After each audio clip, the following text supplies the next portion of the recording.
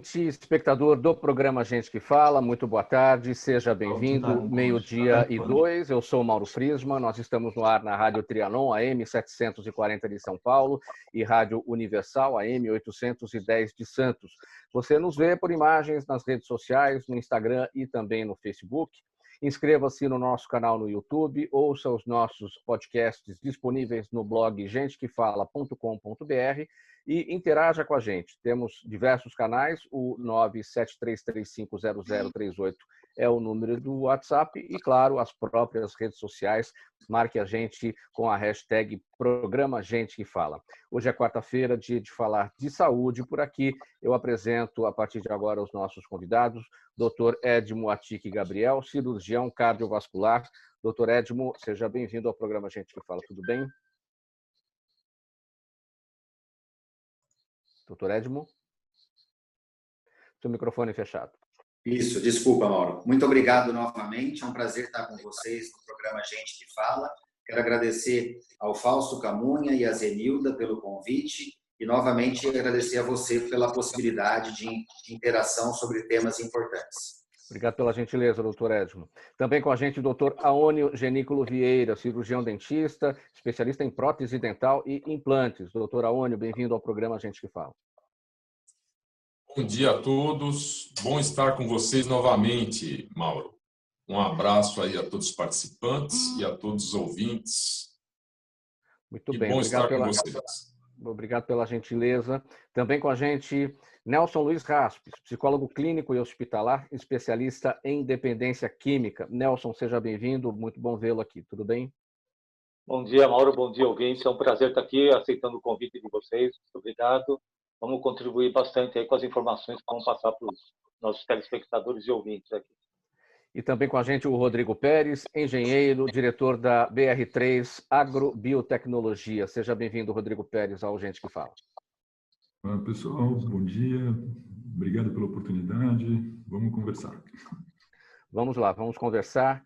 E o nosso primeiro tema desta edição do programa Gente que Fala, claro, coronavírus. O Brasil atingiu ontem 24.512 mortes pelo coronavírus, com 1.039 confirmações de óbitos nas últimas 24 horas, superando pela primeira vez os Estados Unidos no registro diário de mortes por Covid. E enquanto a taxa americana e europeia vai diminuindo, no Brasil ela só faz crescer, dobrando o número de óbitos a cada 6 dias e meio e mantendo o já famoso pico da epidemia ainda muito longe do nosso alcance de visão. Eu começo com o senhor, doutor Edmo, com uma pergunta de $1 milhão por aqui. Por que a Covid no Brasil não para de crescer?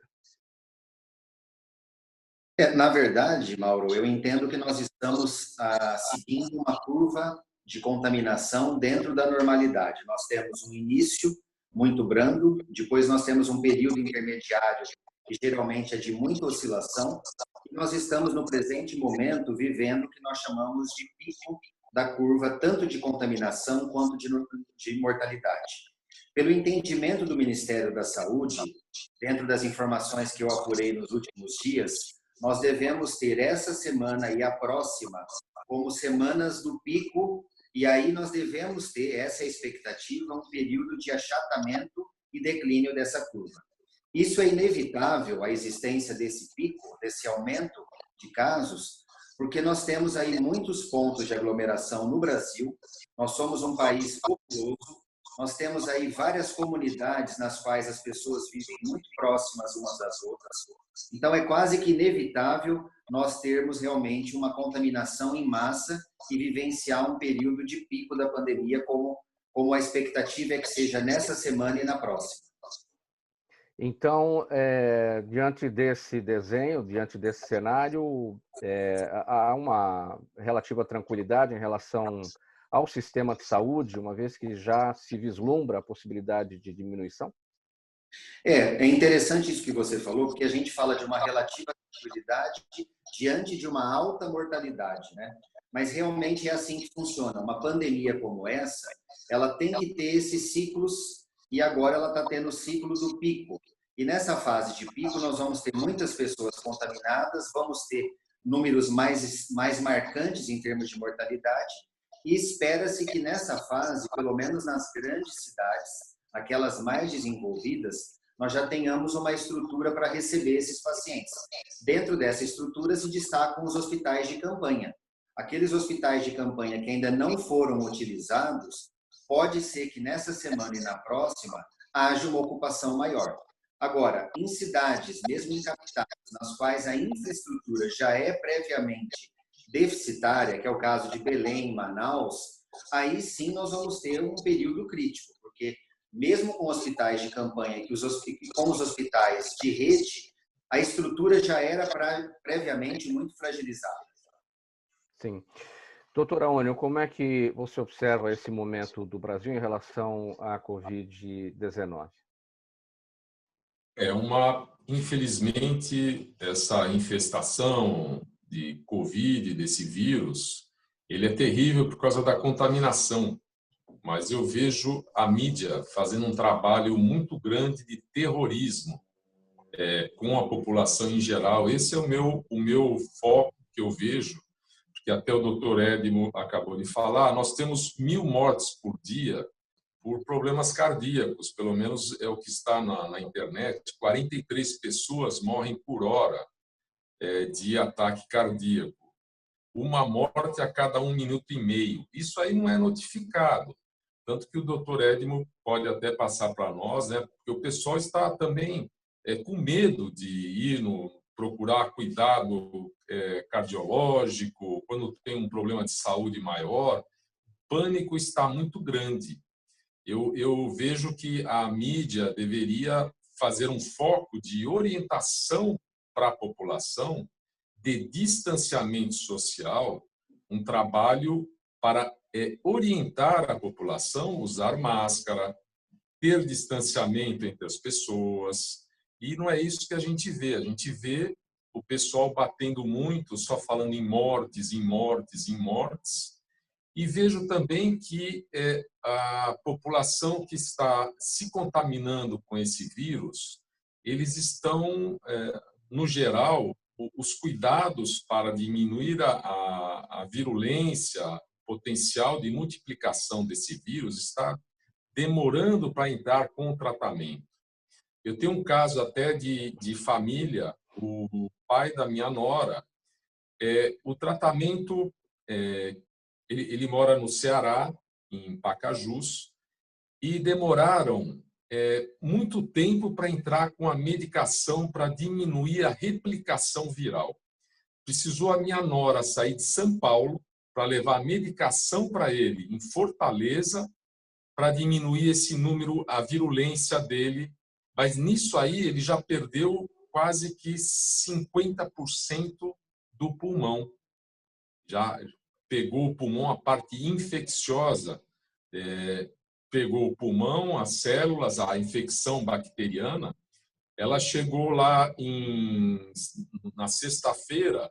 Na segunda-feira, a replicação viral dele já havia diminuído totalmente, acabou a parte do vírus em si, a ativação do vírus. Então, eu vejo que deveria ser feito um trabalho para alertar a população dos primeiros sintomas e procurar cuidados médicos o mais rápido possível. Porque parece-me que os exames para dar positivo demoram muito, e não sei se também tem quantidade suficiente de exames para poder diminuir esse processo infeccioso, que o vírus, o que eu percebo, apesar de não ser médico, mas dentro da área da saúde, ele tem um potencial de multiplicação muito grande. Então, o tratamento para intervir nessa multiplicação tem que ser acho que estão demorando muito para fazer esse tratamento e a população está demorando muito para procurar os cuidados médicos para ser feito o tratamento, para não deixar evoluir essa infecção para a parte bacteriana, né? Não pegar tecido pulmonar, que não é só no pulmão que pega, parece que ele vai para o coração, vai para outros órgãos também. Então, o importante é fazer o tratamento logo no início que aparecem os sintomas. Essa é a minha, o meu ver, né? Doutor Aônio, estaria a população digamos, nessa demora que o senhor se referiu em procurar ajuda profissional, protelando, pensando que não é Covid, que é uma gripe, que é alguma outra coisa mais simples, esperando o tempo passar para ver como é que a situação fica, para depois procurar ajuda profissional, porque muitas vezes fala, bom, eu não vou entrar num hospital com sintomas que não parecem ser, embora sejam semelhantes, mas eu quero esperar um pouco mais. Não tem um pouco disso também? Também o medo de procurar o cuidado, de ir no médico, de ir no dentista. Eu vejo aqui, eu estou atendendo parte mais urgência, emergência, e da parte funcional, parte de dor, mas eu vejo uma resistência das pessoas para procurarem os cuidados, né? Que também é muito importante a parte de saúde bucal, né? Então, nós estamos todos preparados, inclusive eu faço parte do Conselho Regional de Odontologia, e fizemos um trabalho, o Conselho fez um trabalho para poder alertar a população, passar para a população, que nós estamos tendo os cuidados, que não há contaminação nos consultórios dentários. Então, é feito o distanciamento, o agendamento que eu faço entre os pacientes, para não ter contato dos pacientes na recepção, a parte de desinfecção da sala de atendimento também, a gente mudou, nós aumentamos o protocolo de desinfecção, que sempre foi feito. E agora, com o Covid, nós estamos mais alertas ainda para não haver infecção cruzada de paciente para paciente. Então, o risco de contágio no consultório dentário, se os colegas seguem direitinho o protocolo preconizado, não há contaminação nenhuma de paciente para paciente. Então, e acho que a vida da gente tem que voltar ao normal, tem que voltar a parte de trabalho e todo mundo voltar, mas com distanciamento, com orientação para a população e de prevenção entre as pessoas, né? O uso de máscara é imprescindível, o uso de óculos, não só de máscara também, é importante também a parte conjuntiva de proteção. Então, eu vejo isso. Certo.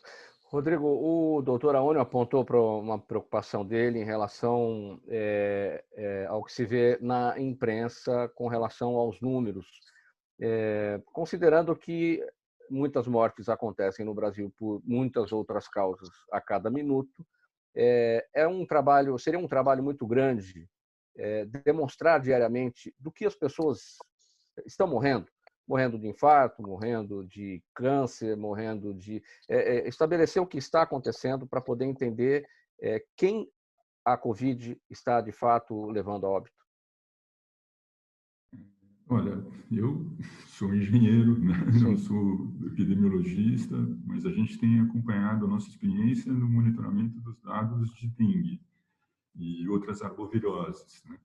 E o que a gente percebe é que realmente é um trabalho árduo, principalmente em momentos de grande demanda dos serviços de saúde.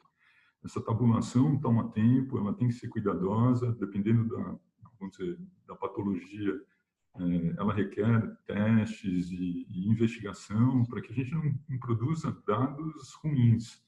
E é difícil, sim. Agora, o fato é, por essa dificuldade, se a gente está tendo todo esse panorama, né, que preocupa bastante, eu tenho talvez uma posição um pouco diferente, né, dos colegas que me precederam. Eu acho que merece sim muita cautela nesse momento. Está chegando, os dados de imunidade de rebanho que nos passam da Covid ainda estão muito tímidos e sendo que estão sendo procurados nos epicentros nacionais. Então, a meu ver, é um problema que a gente vai ter que conviver por um período longo e serão informações muito desencontradas mesmo, né? Até pela dimensão continental do nosso país, e que está hoje tudo muito integrado. Então, vamos dizer, é importante que esses dados nos cheguem contextualizando o momento, ciclo da epidemia, enfim, né? Todos esses, o que é muito difícil elaborar, é muito difícil a população ou cada cidadão fazer o seu juízo de valor das medidas necessárias. Então, cautela, né, gente, nesse momento, eu acho que é a palavra. Nelson, como é que a psicologia observa esses números, especialmente esses divulgados ontem, que pela primeira vez, num período de 24 horas, nós superamos os Estados Unidos em mortes causadas pela Covid-19? E considerando também, eu queria pegar a sua avaliação sobre esse aspecto levantado pelo Dr. Aônio em relação ao próprio trabalho da imprensa, que o sentido é o alerta, mas muita gente acaba ficando alardeado com toda essa situação. É verdade, Mauro. Eu, pelo menos, tenho presenciado bastante um aumento de casos de ansiedade por conta dessa pandemia que a gente está vivendo, mas também em função do isolamento social, né? Então, as pessoas que aderiram também ao isolamento social, elas não estavam preparadas para ficar tanto tempo fechadas dentro de casa. Então, isso deu um acentuado na questão de ansiedade, e aí tem a questão do medo da morte, de medo de contágio, né, de pessoas com quem convive. E é lógico que, fazendo aí um gancho, né, do que o doutor falou agora há pouco, é verdade. Tanto que eu oriento muito meus pacientes a evitarem assistir o máximo possível esses tipos de programas, justamente para não piorar o seu próprio quadro emocional. Porque, às vezes, as pessoas vêm tratar de uma situação e, vendo todas essas notícias, elas acabam falando: será que isso vai acontecer comigo? Será que o meu familiar vai pegar? Ou então vivendo aquela situação de não poder entrar em contato com alguém que já está doente e não poder se aproximar daquele familiar, muitas vezes, né? Porque a gente está vivendo aquela situação de que, quando perde um ente querido, não tem velório, não tem enterro, não tem nada. Então, as pessoas que eu tenho atendido têm tido um aumento muito grande nessa questão da ansiedade e, consequentemente, pânico também, né? Porque e se acontecer comigo, se acontecer com alguém, como é que vai ser? Fobias, né? Então, isso tem causado um crescente, e eu tenho dado suporte para até famílias que também estão desenvolvendo um quadro disfuncional quanto à questão da preocupação, por ideias, às vezes, da própria ansiedade, e familiares que às vezes têm uma depressão ou coisas do tipo assim também. Muito bem, você acompanha o programa Gente que Fala, estamos na Rádio Trianon AM 740 de São Paulo e Rádio Universal AM 810 de Santos. A nossa audiência também pelas redes sociais, no Instagram e no Facebook. Você pode interagir com a gente, o WhatsApp 973350038, e perguntas, claro, pelas redes sociais, no Instagram e no Facebook, marcando a gente com o programa Gente que Fala. Olha, com o avanço da Covid-19, iniciou-se uma busca frenética em todo o mundo por medicamentos que combatem o coronavírus. Os principais nomes dessa lista são a cloroquina, tradicionalmente usada contra a malária, o remdesivir, usado contra o ebola, e o vermífugo Anita, que também atua como antiviral. Todos apresentam algum benefício, ainda que pequeno, na luta contra o novo coronavírus. No entanto, na maioria das vezes, trazem efeitos colaterais ainda mais prejudiciais. Doutor Edmo, a gente já repercutiu por diversas vezes aqui no programa Gente que Fala o trabalho da ciência em relação à busca de tratamentos ou até de uma vacina contra o novo coronavírus, trabalhos que partem de medicamentos, de substâncias e drogas que já existem, né? Para não se comece tudo do zero, porque seria um trabalho muito mais longo e muito mais oneroso também, muito mais caro. Agora, como é que surgiu essa informação de que a cloroquina, que é um remédio usado contra a malária, contra o lúpus, poderia também atuar contra o novo coronavírus, a ponto de chegar onde chegamos, essa discussão ideológica em relação a quem é de um lado toma e quem é do outro não toma? Na verdade, Mauro, a cloroquina ela já tem essa tradição para tratamento da malária e de doenças autoimunes como artrite reumatoide. E durante o estudo bioquímico da cloroquina, já se sabia que ela tinha um espectro, ou seja, uma capacidade de atuação no processo inflamatório que os vírus causam. Então, na verdade, a cloroquina é um anti-inflamatório com possibilidade de atenuar a ação de vírus, mas vírus em geral. Por ser vírus em geral, especulou-se nesse contexto da pandemia a possibilidade de usar a cloroquina também para o Covid-19, mas da forma como nós sabemos que as pesquisas ainda estão em andamento, algumas mostrando que a eficácia é reduzida, outras apostando que os resultados vão melhorar dessas pesquisas à medida que mais pessoas fizerem o teste experimental com a cloroquina, nós vivemos uma fase de indeterminação. O Remdesivir, por exemplo, ele já tem uma história de uso para um tipo específico de vírus, que foi o vírus Ebola, que no passado recente disseminou e dizimou muitas pessoas na África.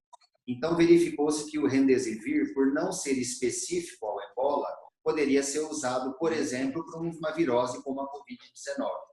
E assim tem sido, né? O Anita, por exemplo, que é uma medicação usada para vermes, também verificou-se em testes laboratoriais que ele elimina vermes, mas ele também tem capacidade de contenção da inflamação dos vírus. Então, também começou o debate, por que não usar também o Anita? Então, na verdade, nós estamos numa fase que a guerra está acontecendo e nós estamos tentando utilizar alguns recursos ainda não identificados, mas com uma possibilidade maior ou menor, na tentativa de conter o avanço da doença, já que nós não temos a vacina ainda.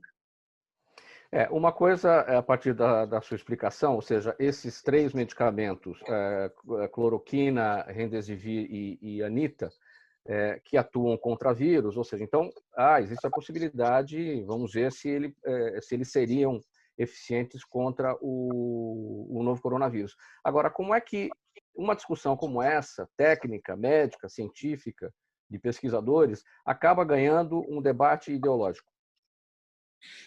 Na verdade, houve uma politização muito grande desse tópico, né? Porque a gente tem visto que alguns grupos políticos preferem não adotar a cloroquina, porque às vezes o objetivo é contrariar a posição do governo, outros querem apoiar o governo, então adotam. O que está faltando, na verdade, esse bom senso em entender que nós não temos que considerar ideologia e posição política. Nós temos que continuar testando em laboratório e também nós temos que dar liberdade, por ser algo experimental, Mauro, e estarmos numa situação de guerra, nós temos que dar a liberdade de se criar um protocolo, como foi feito agora recentemente, no qual equipes médicas que têm alguma experiência, que têm a segurança de ter o controle das complicações e saber manuseá-las, e, sobretudo, dar liberdade para o paciente ou para a família assinar o termo de consentimento livre e esclarecido, e aí sim, tendo a anuência dessas 3 esferas, ou seja,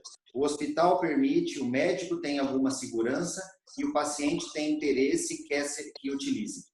Existindo essa situação, mesmo sendo experimental, não há problema de ser liberado. Agora, se a gente se posicionar política e ideologicamente para fins pessoais, porque eu quero beneficiar o meu lado político, eu quero beneficiar a minha classe, eu quero beneficiar a minha entidade, isso não tem cabimento nenhum. Então, a gente espera que haja um posicionamento no sentido do bem-estar do paciente e que haja anuência do paciente, da família e do médico no sentido de utilizar qualquer uma dessas 3 medicações.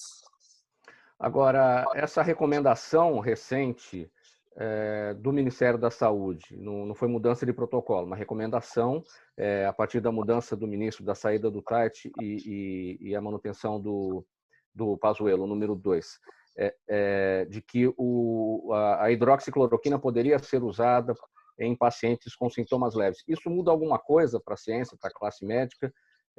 Uma situação política, ou seja, uma orientação que vem e que tem cunho político? Eu entendo, Mauro, que se a gente estivesse numa situação não de guerra, isso contrariaria completamente a ciência, porque a ciência preconiza que você teria que ter um estudo controlado, randomizado, sério, multicêntrico, que pudesse respaldar qualquer coisa, dentre tantas coisas, o uso de uma medicação ainda não comprovada. Por outro lado, nós estamos numa situação de exceção. Quando nós estamos numa situação de guerra, de pandemia, de catástrofe natural, e nós temos a possibilidade de oferecer algum recurso medicamentoso, tendo em vista que a vacina que seria a melhor alternativa, ainda não existe, eu não vejo como de cunho político. Agora, a questão de você autorizar o uso para sintomas mais brandos, isso depende da vontade da família e da equipe médica que vai estar diante desse paciente. Aí é uma questão de dar o arbítrio, de dar a liberdade de poder ser feito isso numa situação de exceção. Eu vou dar um exemplo mais simples, talvez fique mais claro. Quando nós vivemos, as pessoas que vivenciaram a Segunda Guerra Mundial, foi uma fase de grande índice de infecção por bactérias. E nós tínhamos, naquele momento, uma recente descoberta, que era a penicilina, só que a penicilina não tinha sido motivo ainda de estudos controlados, multicêntricos, só que em laboratório ela mostrava um certo controle de infecções bacterianas em geral. E ela foi autorizada e foi liberada para uso naquela situação de exceção que foi a Segunda Guerra. Querendo ou não, Mauro, muitos soldados e muitas pessoas no pós-guerra só sobreviveram graças ao uso da penicilina. Claro que ela também gerou seus efeitos colaterais, isso é inegável, mas ela salvou vidas. Então, eu entendo que numa situação de exceção, nós podemos liberar os protocolos, mesmo para sintomas intermediários, leves, desde que, repito e reforço essa questão, que a equipe médica tenha um controle, um nível de segurança quanto a isso, no sentido de monitorizar de perto o paciente e, sobretudo, da família ou do paciente dar o aval para isso. E esse anúncio há 2 dias, doutor Edmo, de que a OMS suspendeu os testes com a hidroxicloroquina em tratamentos contra o coronavírus? Esse anúncio, ele diz respeito aos estudos capitaneados por um médico francês, que é o Dr. Didier Ranaud, que, até onde nós sabemos, é a maior experiência mundial no uso da cloroquina. Me parece que esse estudo saiu de discussão assim na mídia, até por uma questão de precaução. Eu acho que os dados relativos a esse estudo estavam tendo, como você falou, um caráter de politização. Estavam sendo usados para discussões ideológicas e discussões políticas e perdendo o seu real valor científico. Eu entendo que a decisão do grupo de pesquisa foi essa, de retirar para se privar, para ter uma tranquilidade maior e continuar fazendo as análises internamente e mantendo um certo sigilo para aí sim se reposicionar. Esse estudo estava sendo alvo de um excesso de especulações negativas, políticas, ideológicas, que não estavam agregando valor a nada dentro desse contexto. Sim. Pessoal, vamos seguir aqui com mais uma questão, porque não é só a Covid-19 que tem assombrado os gestores públicos e a população em geral. A dengue segue crescendo o país afora e já atingiu mais de 500 mil casos prováveis, causando mais de 200 mortes agora em 2020. Sensível a este cenário, a BR3 pretende doar 500 mil de tabletes da biolarvicida Dengue Tec para 500 municípios que estejam enfrentando a epidemia de dengue. E a ideia é evitar, assim, a ocorrência simultânea das duas doenças. Antes da gente falar desse biolarvicida, o Rodrigo, eu quero abordar um pouquinho com você esses números. 500 mil casos prováveis de dengue, causando mais de 200 mortes em 2020. Por que prováveis? Por que a gente não tem esse número fechado, apontado, concluído? Esses 500 mil casos que estão notificados hoje são casos que foram tabulados principalmente antes da quarentena. A gente tinha nesse ano uma progressão, uma circulação de arboviroses muito maior do que a do ano passado, quando a gente teve a pior história de circulação de arboviroses, a pior epidemia de dengue no nosso país. E esse número é provável porque hoje há uma diferenciação entre prováveis e confirmados, mesmo na tabulação oficial, e ele foi fortemente acometido aí pelo estresse do sistema de notificação. Então, o que a gente vê é que quando iniciou o período de quarentena, as notificações caíram muito, e isso é, inclusive, objeto de ressalva no próprio documento oficial, que existe a preocupação de refinar esses números e que provavelmente eles aumentarão. E o que a gente está vendo nesse ano é que o sertão do país, principalmente a região centro-oeste, o oeste paulista, Triângulo Mineiro, Goiás, enfim, e o Paraná também, nesse ano, ele está sofrendo uma epidemia como nunca antes aconteceu. Então, a preocupação é enorme, e a preocupação é que justamente o mosquito que coloca o ovo hoje, esse ovo vai nascer infectante, né? Um mosquito infectante daqui a 6 meses. Então, existe sim uma tendência de explosão ainda maior, né? A cada ciclo. A gente vê essas arboviroses crescendo e fortemente crescentes. Então, por isso que a gente lançou esse projeto. Acho que hoje há um senso comum de que os ambientes de saúde, os equipamentos de saúde são um ativo de maior valor, tanto mais nesse momento que estamos enfrentando a epidemia. E a ideia é que a gente faça isso, né, doando produto para os municípios poderem tratar não só o seu edifício de saúde, mas também o seu entorno, os quarteirões vizinhos. E com isso, mais do que um controle vetorial do ambiente hospitalar propriamente dito, a gente terá a chance de fazer ações de mobilização e de educação mesmo em saúde, o que vai gerar aí vamos dizer, um legado, né? A gente espera fazer uma semente do bem aí para sempre. Essa situação dessa epidemia de dengue nessas localidades que você destacou teria a ver com, digamos, uma baixa de guarda em relação à própria dengue, ou seja, as pessoas preocupadas mais com as questões relacionadas ao novo coronavírus, esquecendo da dengue, esquecendo até de outras coisas. Olha, sem dúvida, acho que sumiu o dengue, né?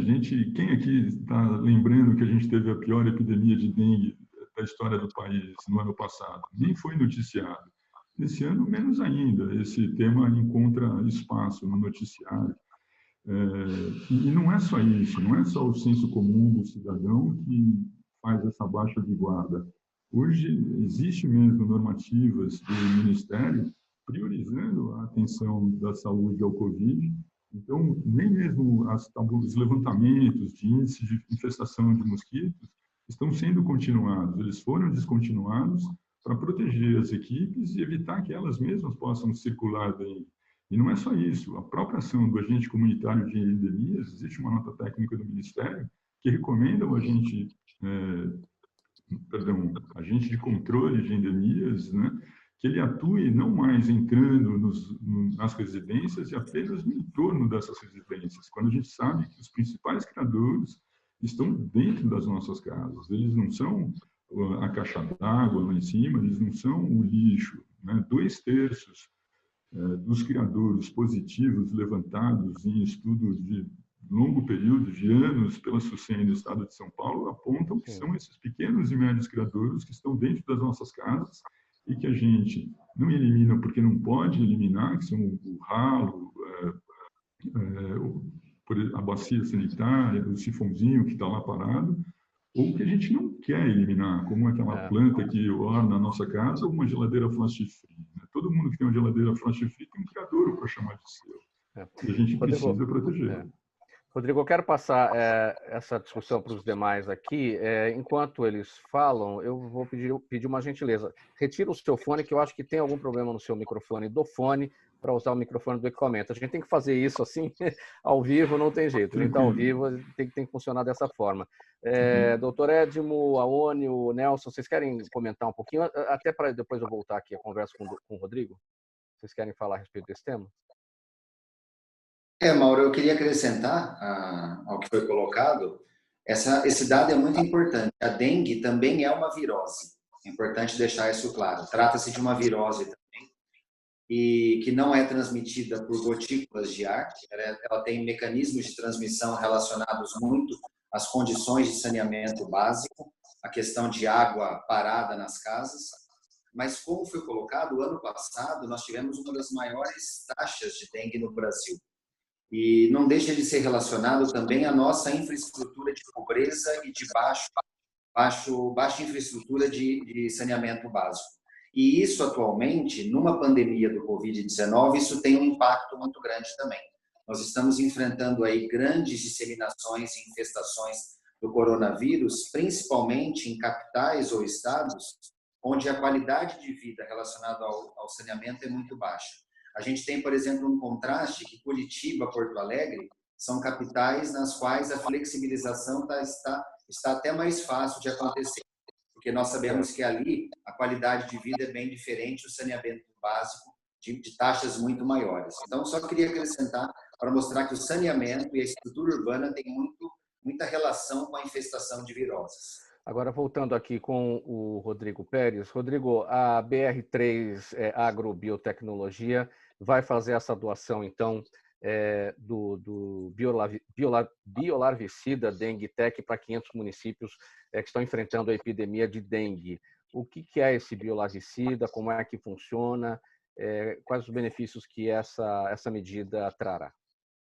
O biolarvicida, ele é esse comprimidinho aqui, né? É um tabletinho que a gente coloca nos pontos onde se acumula água ou onde a água possa se acumular. E esses benefícios, na hora que você lança esse produto, aquele criador ele é transformado numa armadilha contra o Aedes. E ele dura 60 dias. Então, com isso, a gente pode trazer muita gente para cooperar, somando as ações públicas. Ele é um biolarvicida, ele é composto por um bacillus, um micro-organismo do bem. Você vê, a gente está manuseando o produto com mão nua, não requer EPIs, etc. Então, ele pode, sim, ser massificado. E esse bacillus é a única estratégia de controle do Aedes que o mosquito não fica resistente. Então, ele pode ser usado mesmo por anos, ciclos consecutivos e massivamente. E onde isso foi feito de uma forma experimental, houve sim uma redução sustentável de mosquitos ao longo Onde já foi dos feito, anos. Rodrigo? De uma forma experimental em Pernambuco, em 2 cidades, fazendo o uso adensado de 2 armadilhas por casa em 2.000 residências. Onde reduziu pouco, reduziu 78%, onde reduziu mais, 90% de redução da densidade de ovos de Aedes. Então, funciona. O que precisa mesmo é fazer o que a Organização Mundial da Saúde preconiza, de que o indivíduo, a família, trate diretamente esses criadores.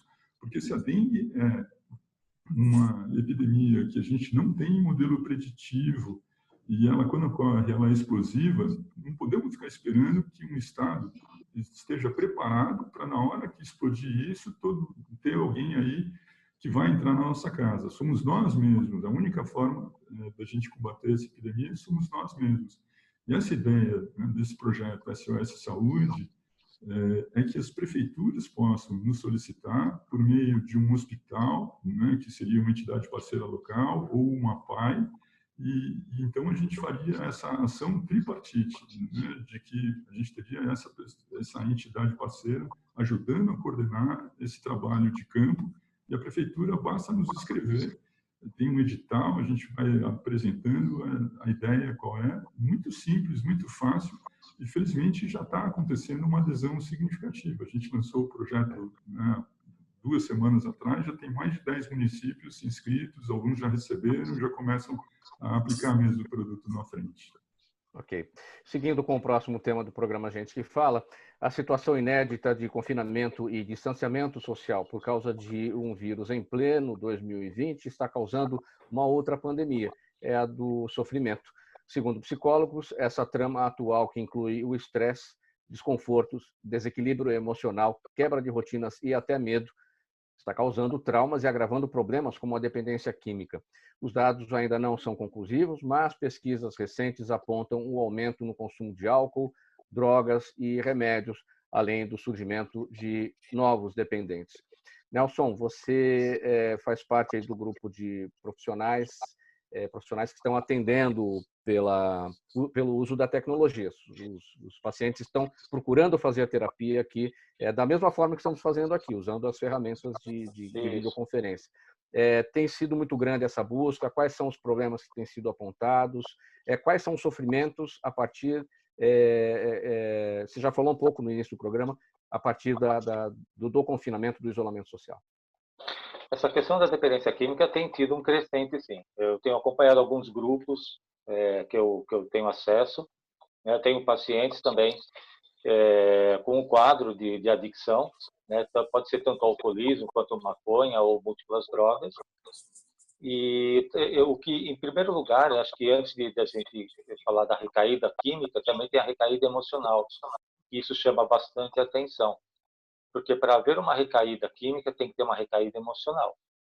Então, isso também tem acentuado. Eu tenho observado pacientes que estão tendo uma dificuldade muito grande de ficar longe do seu objeto de desejo. Então, por exemplo, o álcool. O álcool, como é socialmente aceito, então isso, de repente, ele fica de fácil acesso. Então, isso também tem aumentado a incidência.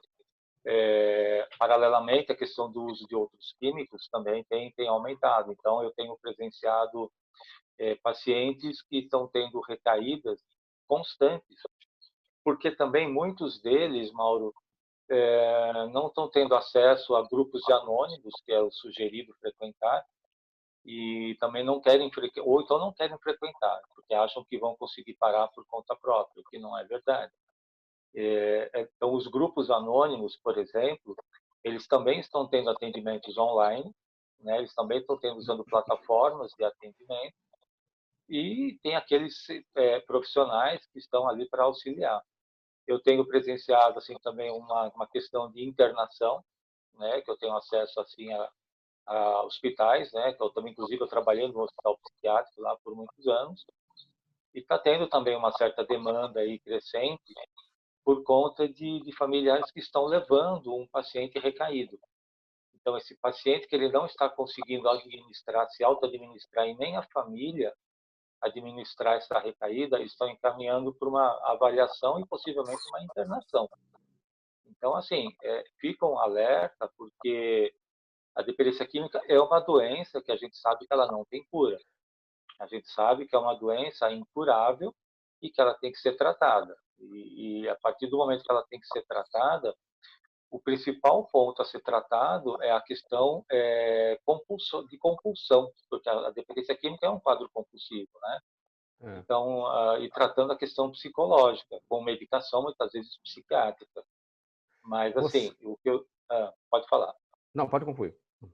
Então, é o que eu tenho sugerido até para esses pacientes, né? Para manterem o seu tratamento, na medida do possível, com esses trabalhos em conjunto, né? Com a terapia, a psiquiatria, grupos de apoio. E assim, eu estou com pacientes na iminência até de uma recaída, mas que a gente está conseguindo segurar. Por quê? Porque a pessoa, ela tá, aquilo que a gente falou logo no começo, né? Ela não estava preparada para passar por uma situação como essa. Então, bate uma angústia, bate um desespero, bate uma queda, um aumento de uma situação emocional que ele não está sabendo administrar. E o que ele quer fazer? Ele quer voltar para o seu objeto de desejo, que aquele objeto de desejo era o que, entre aspas, ajudava ele a ficar mais estabilizado. Tá. Você falou em casos de recaída, ou seja, são pacientes que já estavam em terapia com você, já estavam em tratamento com você e portanto, uma situação nova apareceu.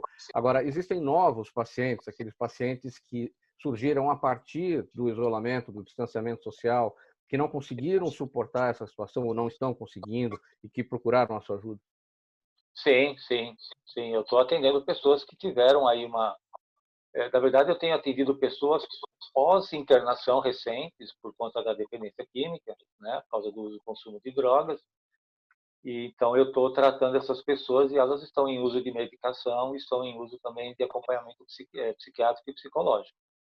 Mas a recaída também é de pacientes que já estavam num processo de recuperação, às vezes até a longo prazo, porque a recaída ela não precisa ser de situações a curto prazo.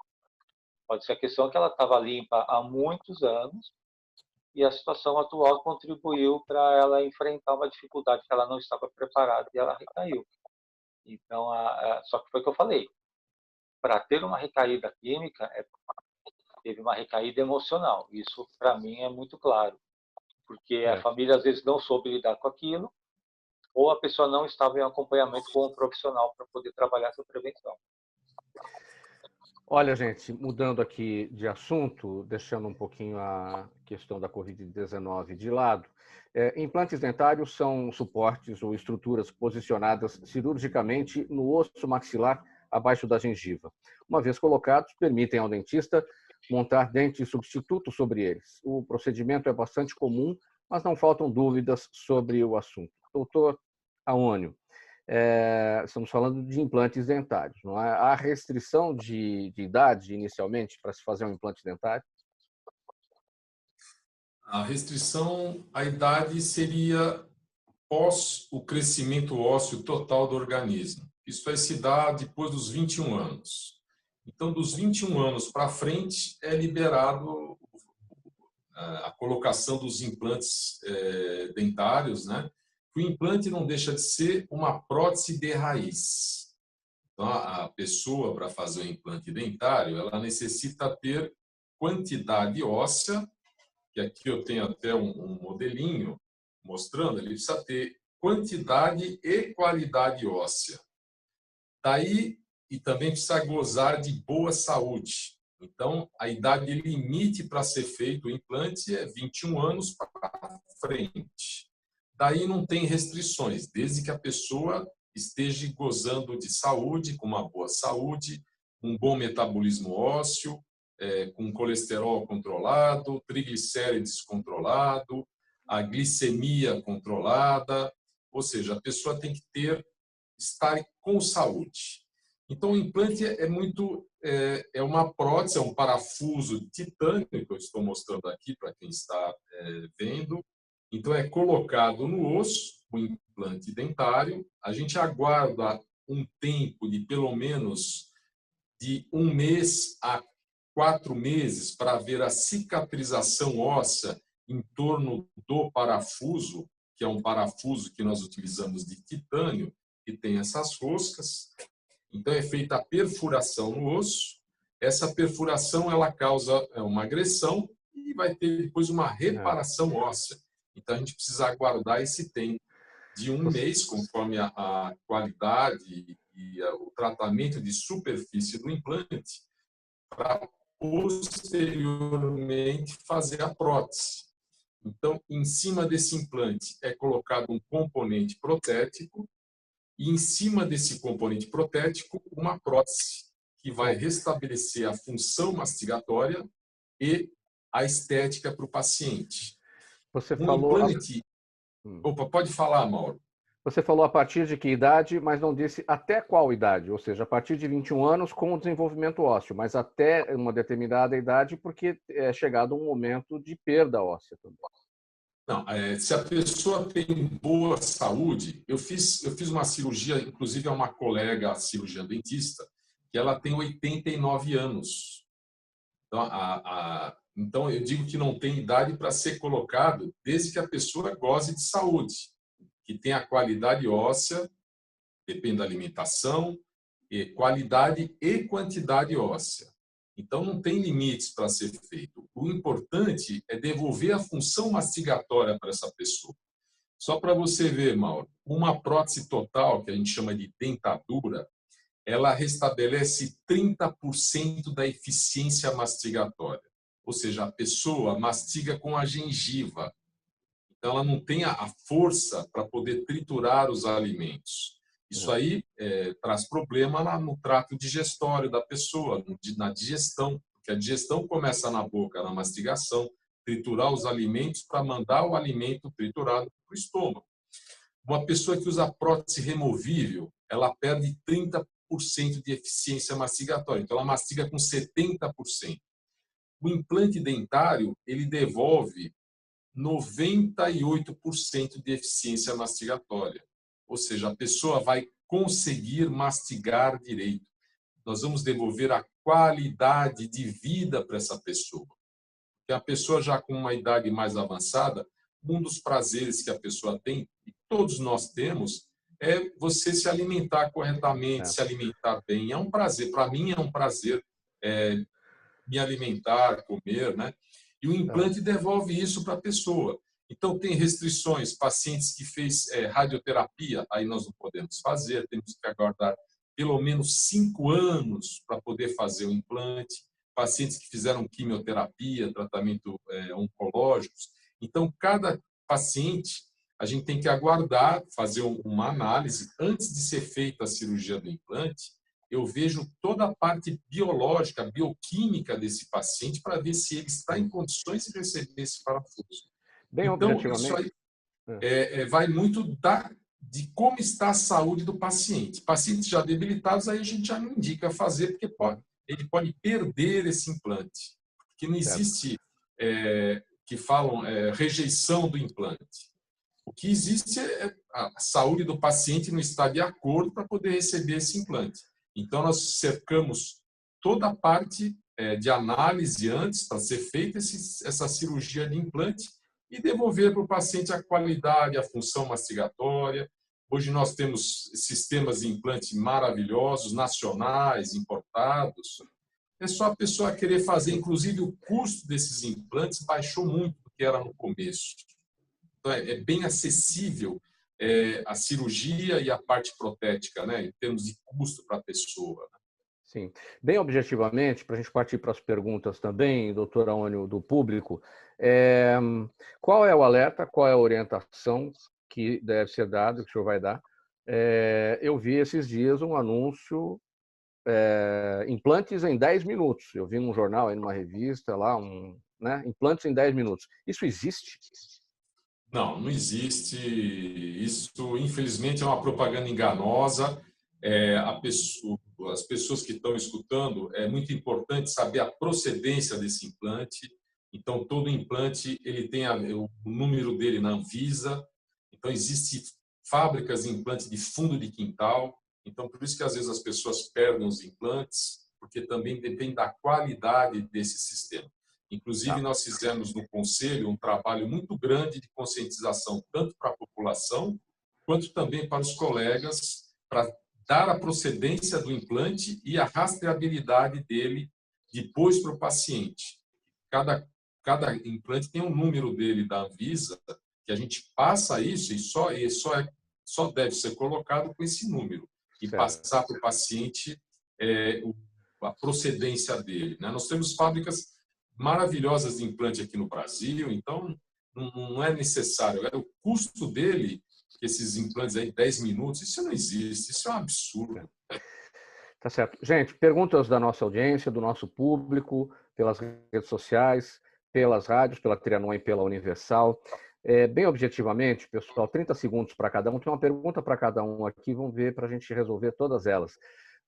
O Rodrigo, o Pedro Lombardi Filho está no Facebook. Ele pergunta como os municípios fazem para receber a larvicida. E você já destacou o que dá para acrescentar. Ele pergunta como é que funciona, mas você já destacou como é que funciona. Basta mandar um e-mail para a gente, para o e-mail sossaude@br3.ind.br. E a gente vai dar tratamento aqui em poucos dias, né? Pouco mais de uma semana, a prefeitura vai receber isso pelos correios. Repete o e-mail, por favor, Rodrigo. sossaude@br3.ind.br. Muito bem. Para receber os tabletes do Biolarvicida Dengue Tech. Muito bem. Aqui a Fernanda da Moca pergunta para você, Nelson, quais são os grupos de ajuda como Alcoólicos Anônimos e outros? Ou como os grupos de ajuda como Alcoólicos Anônimos e outros estão atuando na quarentena? Muitos grupos estão atuando de forma online também. Tem os telefones que as pessoas podem ter acesso, até pela internet mesmo, nos sites pela internet. Ali eles vão encontrar os telefones e os endereços dos locais e da forma como estão sendo feitos esses tratamentos.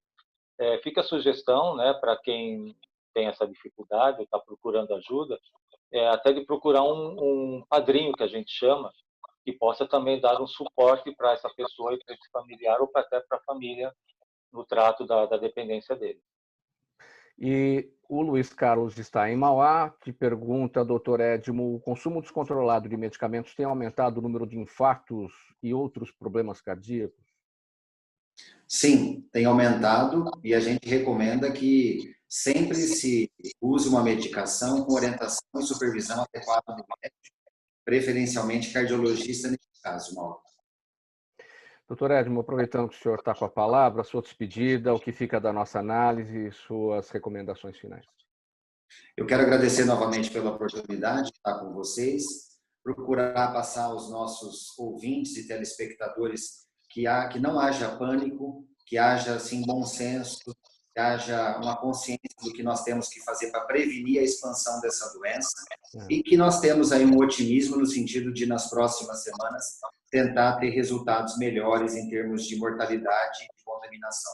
Quero deixar meu site para qualquer dúvida adicional, que é o www.doutorgabrielcardio.com.br. É o doutor, por extenso, gabrielcardio.com.br. Aônio, ainda dá tempo aqui antes da sua despedida, bem rapidamente, acabou de chegar uma pergunta aqui da Silvana, de Santo André. Ela pergunta, depois de perder um dente, devo fazer o procedimento em quanto tempo? Bem rapidinho, e a sua despedida também. Depende, às vezes no dente é feita a cirurgia de implante, remoção do dente e colocação do implante. Depende de quantos tem de osso, a qualidade desse osso e a quantidade óssea. Então, se não tem quantidade, tem que aguardar uns 3 meses para poder ser feito esse implante. Então, pode ser feito ou implante imediato ou tardio, depois de 3 meses. E eu vou deixar meu contato aqui no Instagram, Dr.Aônio Vieira, no Facebook, a página Dr. Aônio Vieira e o site www.aoniovieira.com.br. E estamos aqui na mais paulista das avenidas, Avenida Paulista. Então, um grande abraço, foi um prazer e uma honra muito grande poder participar, e cada vez que eu participo do programa, sempre eu aprendo. Gratidão aí aos colegas e um grande abraço a todos. Nelson Luiz Raspe, sua despedida bem rapidinho. Rapidamente, Mauro, só para passar o telefone do Alcoólicos Anônimos, que acho que é importante estar passando isso, que é o 3315-9333. 3315-9333. Esse é o telefone dos Alcoólicos Anônimos. Eu quero agradecer a participação aqui no programa, foi um prazer. Aprendi também muito com os colegas e espero ter sanado aí as dúvidas dos principais aí dos ouvintes. E vocês podem me encontrar nas redes sociais, como Nelson Luiz Rastes, ou no Instagram, como Nelson Psico. Grande abraço, uma boa semana a todos. Rodrigo Pérez, você fecha, a chave está na sua mão. Bom, Mauro, muito obrigado. Obrigado aos demais palestrantes, audiência. É sempre um prazer estar conversando sobre temas de saúde e divulgando o nosso trabalho, que a gente acredita tem um enorme propósito de que cada um possa fazer a sua parte e, com isso, a gente voltar a parecer mais inteligente do que o Aedes. Muito obrigado pela oportunidade. Muito obrigado pela participação de todos. Em nome da equipe do programa Gente que Fala, Dr. Edmo Atique Gabriel, cirurgião cardiovascular, Dr. Aônio Genículo Vieira, cirurgião dentista, o Nelson Luiz Raspes, psicólogo clínico e hospitalar, e Rodrigo Pérez, engenheiro, diretor da BR3 Agrobiotecnologia. Na mesa de som com a gente, o Sérgio Souza, que é também o gerente técnico da Rádio Trianon AM 740. E apresentação minha, Mauro Friesman, pauta e redação Pedro Schiavon, diretora de produção Zenilda Salvato, no apoio técnico da sala de videoconferência o jornalista Ricardo Godoy, direção-geral do programa do jornalista Fausto Camunha. Do outro lado, você, ouvinte, espectador, a razão da nossa presença aqui todos os dias. Obrigado pela audiência. Tchau, tchau, até amanhã.